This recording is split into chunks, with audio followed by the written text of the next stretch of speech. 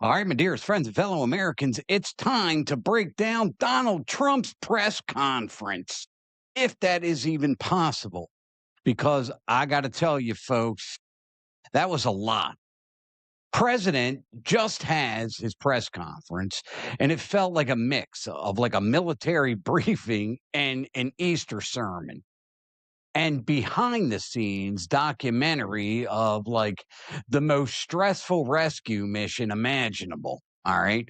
Underneath all the stories about the helicopters rebuilt in 10 minutes and planes landing on wet sand, there was one message that the president kept on getting back to, and that's the Strait of Hormuz. He didn't mention it casually. He framed the entire moment around U.S. readiness and the expectation that the waterway must be reopened. So let's break down what he actually said, what it means, and why this ultimatum now is at the center of every single conversation. You ought to be glad you have these because I'm not sure anybody else can explain this to you. I can explain it very strongly. Welcome to the Joe Rossano Show. All right, so the president framed the rescue as historic. He calls it one of the largest, most complex, most harrowing combat searches ever attempted. This rescue, I got to tell you, folks, I am thrilled that the crew members of the aircraft that was shot down are rescued. I think all Americans are. I'd say most Americans. Goodness, never thought I would say that. So, the ultimatum tone, it's kind of baked into the briefing, right? He says the U.S. military is performing at a level nobody's ever seen before. Here's a surprise. The entire country can be taken out in one night, he said. And that may be tomorrow night. That, folks, and again, it's not funny, and I'm not trying to laugh here, but the president of the United States said that Iran could be taken out in one night. And it might be tomorrow night. And hear from a guy who tries not to tell people he's coming. So, so far as the rescue is concerned, we're going to start with the first one. All right, we got low flying chaos, and a helicopter, as he said, deserves hazard pay. We had 21 aircraft that were flying very, very low. They were hit by rifle fire, sniper fire, you name it, fire. Many flying again, very, very low altitude. It was a Jolly Green 2 helicopter. That took a lot of bullets, and it still flew home. All right. Now, the second rescue, that's a cinematic one. Okay. The weapons system officer, he climbs up a cliff, a mountain. He treats his own wound and he hides from the the Iranian National Revolutionary Guard. Okay. So he scaled the cliffs. He's bleeding everywhere, so the president says. And the CIA uses like these exquisite technologies, like deception ops. So basically, you got Iran, you got the pilot. He's hiding up in the mountains. Okay. He's hiding up in cliffs. And the CIA puts different ordnance in different places. So Iran wasn't sure exactly where the soldier was. It was a colonel, did not know where the colonel was.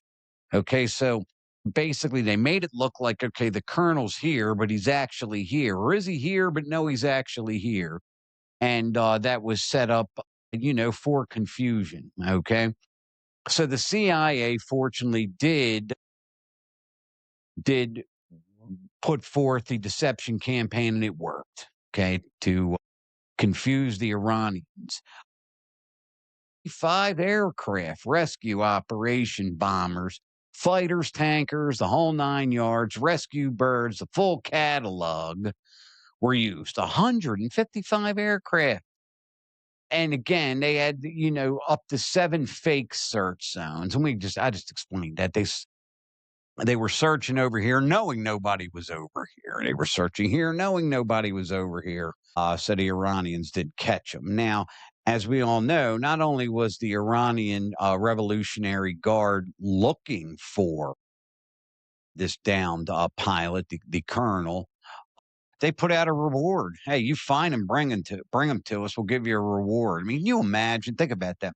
Being that pilot, okay, I'd be scared to death. Scared to death.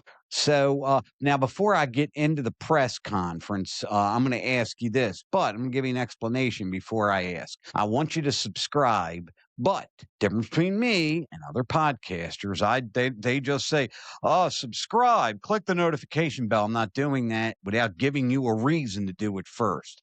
Right now, what is happening? You are getting a down to earth, lay terms explanation, and you're getting the truth.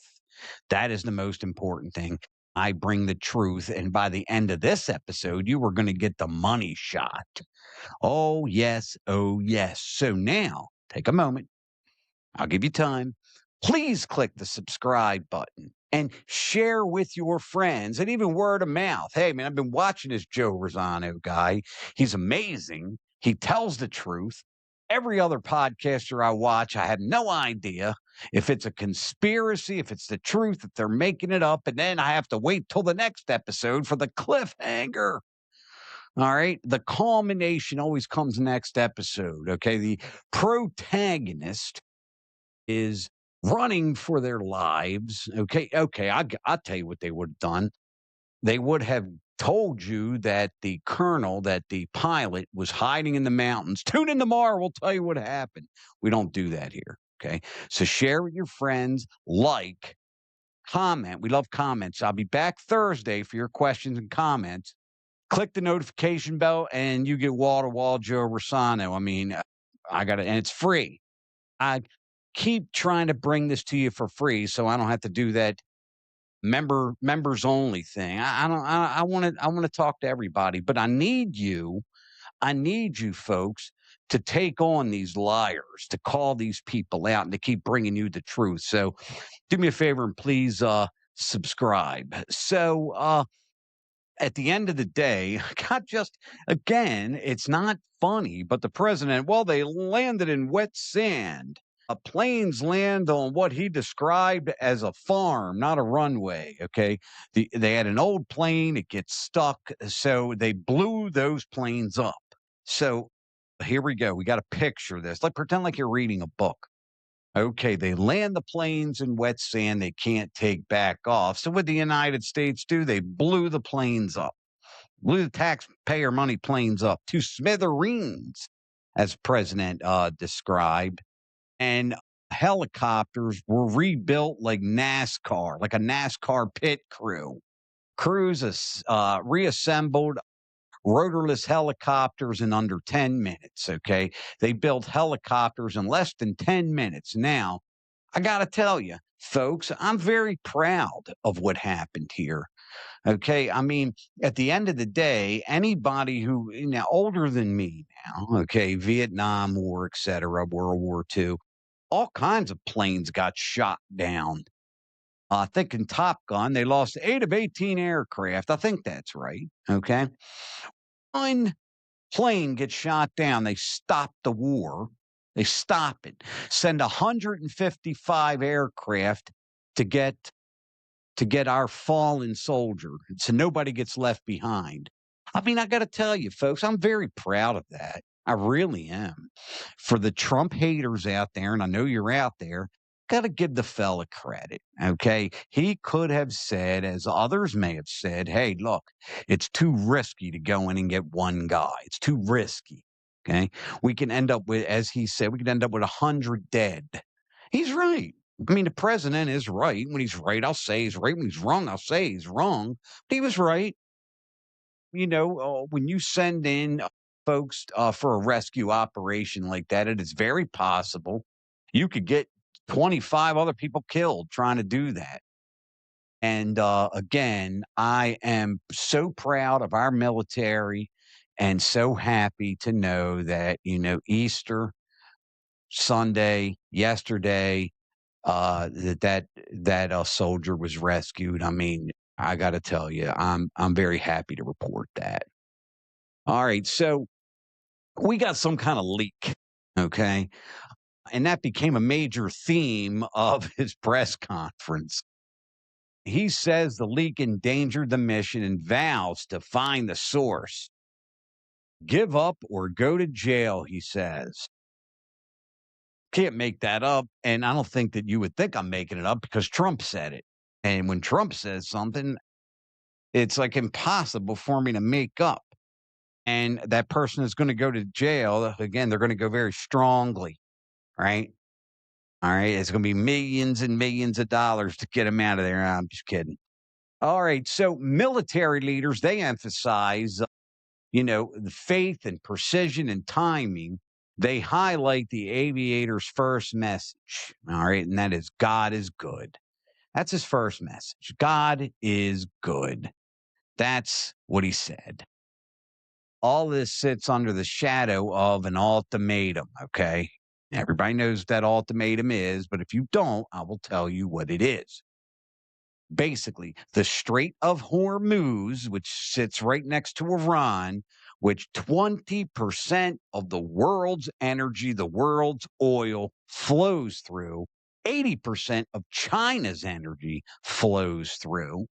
He said, open up the Strait of Hormuz by 8 p.m. tomorrow night. That's Tuesday night, or we're going to blow your country up in one day. We're gonna hit the bridges. You see, I usually don't report like this, but this is the way the guy talks. We're gonna hit the bridges, right? And I get along well. We get along well with Iran. We used to, and now we're gonna hit their bridges and hit their energy supply lines and the whole 9 yards. But as far as I knew, the whole place was blown up in the first place, which makes me wonder how they shot down an American aircraft if they don't have any missiles left or any bullets left or they don't have a navy anymore. Again, that is the truth. Okay, that's what the man says. And it all points back to the U.S. expects that strait to be open by tomorrow. And he repeatedly ties this operation of their military readiness and being capable. I mean, because if you think about it, again, I do not agree. I'm an independent. I'm a traditionalist. I don't agree with everything Donald Trump says, folks. I don't. Click the notification bell and watch my shows. YouTube.com at the Joe Rossano show, and you will know that I don't agree with Trump a lot of times. And a lot of things he says, I say he shouldn't say. I'm very animate about that. But what I will say is, look, if this down pilot was like my brother, my father, my best friend, okay, I got to tell you, folks, I got to give President Trump credit in this particular case that he sent in 155 aircraft to rescue this guy. Really? I mean, I got to tell you, that's amazing, folks. Now, where are we here? Okay. We have NATO now. I guess it's still together. I guess they're still in NATO. I mean, Europe completely decided not to help at all. Now, we're going to look at this at two fronts, okay? Donald Trump's negotiation style. This is what everybody needs to know. This is that truth part. This is the breakdown part. He shoots and then he asks questions. That's what he does. He's always done that. Okay, he's always done that. I mean, do what I want or there are going to be tariffs. Okay. My parents taught me you get more with sugar than you do with vinegar. President Trump spews venom.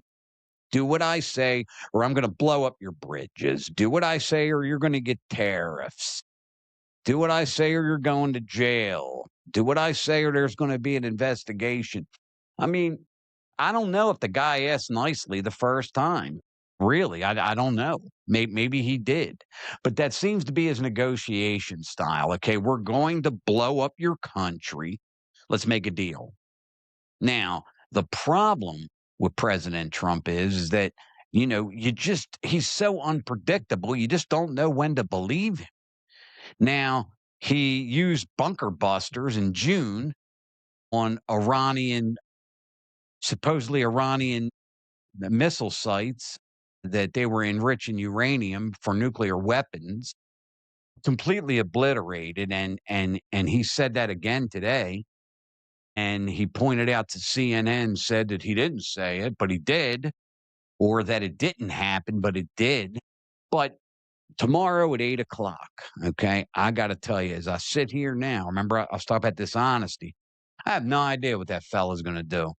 I really don't. Either he's gonna give them another day, or another 3 days, or say, look, the talks are going so well, we're going to postpone this ultimatum, this deadline of 8 p.m. tomorrow night. Or, are you ready, folks? Or, tell me if you disagree, or put it in the comments. Or 2 p.m. tomorrow, he starts blowing bridges up. I mean, again, it's not funny, but it is the truth. It's the truth. That's how the fella operates. Okay. And again, getting back to the Strait of Hormuz. Okay. Europe has refused to help. And I got to be honest with you, I am very disappointed as an American. Very disappointed. Okay. And I'm going to say this every day because it's true. Okay. The French don't speak German right now because of the United States. Okay. And that's not something I'm repeating that the press secretary said. I said that 30 years ago, 50 years ago when I was a kid, because it's the truth. Okay. There were German soldiers all over the French Alps, all over France, cow country, you name it, asking French people uh, in their own country to show us your papers. Okay. Now, I don't want to hear about this ICE thing with them asking people for papers, because ICE is asking, ICE are Americans in their own country asking people from other countries for their papers. That's a different episode, but I don't want to catch that in the comments, because that is completely separate. And they refuse to help us. England, the UK, Great Britain refused any serious help. The only help we're getting are from the Gulf states and the United Arab Emirates, who is willing now to get into this fight militarily. And President Trump said today, that Europe said, hey, look, we'll help after you win. And he's like, hey, I don't need you after I win. But yeah, I mean, and he claimed they have 2 aircraft carriers that aren't that good anyway, and we don't need them. But, again, I mean, sometimes you wonder how nicely President Trump asked our allies in the first place, hey, send ships or you're not getting any more oil. I mean, it's that type of negotiation. It's that type of thing that turns a lot of people off. It's why a lot of you out there hate him. It really is. I mean, that's the breakdown. Rescue mission, it sounded like a blockbuster. A press conference that felt like a trilogy, and an ultimatum hanging all over it. The president used this moment to highlight the U.S. military capability, resolve, and the idea that the U.S. is prepared for whatever comes next if the Strait of Hormuz remains closed. Military leaders focused on precision and faith, CIA focused on intelligence and deception, and the whole thing came together like a story you'd swear was written for streaming. But it wasn't. It was real. It was risky. And it set the stage for whatever happens next. And that's the thing. So tune in tomorrow. I'll start the countdown. Now, what I'm worried about is if I do my episode at noon, will he have bombed the place, bombed Iran already 8 hours prior to the deadline? I mean, you tell me, folks, that's how the fella operates. It really, really is. As always, my dearest friends and fellow Americans, I graciously, wholeheartedly, really do appreciate you tuning in. And I got to tell you, like me or dislike me, agree with me or not. Okay. I come on here behind this microphone with the responsibility that all the podcasters out there are supposed to have to tell you the truth. So I told you everything. There's nothing you don't know about that press conference today. There's nothing that you don't know what's going on near the Strait of Hormuz. There's nothing you don't know about the rescued pilot, the money shot. See, you got the money shot. Nobody's tuning in tomorrow for me to let you know if the guy got rescued or what Trump said today. Okay. Nope. You got it all today. And that is why I'm going to again ask you to subscribe, like, share. That's a big one. Share with your friends. Comment, because when you comment, I'll read them here on Thursday. Okay. Come see me on Thursday, please. And that is Joe at joerossano.com. And follow us on Facebook, follow us on Twitter, follow us on course YouTube. Okay. Follow us on Instagram, follow us on TikTok. We're all over the place. And again, I really appreciate all of you so much. Every subscriber, every view, every comment, I try to answer myself. And if you're watching now, you know that. I do the best I can because I really do appreciate all of you from the bottom of my heart. As always, my dearest friends and fellow Americans, I say God bless you. Please, if you get time, don't forget to adopt yourselves a pet. They really need you out there. God bless you again. We'll see you next time.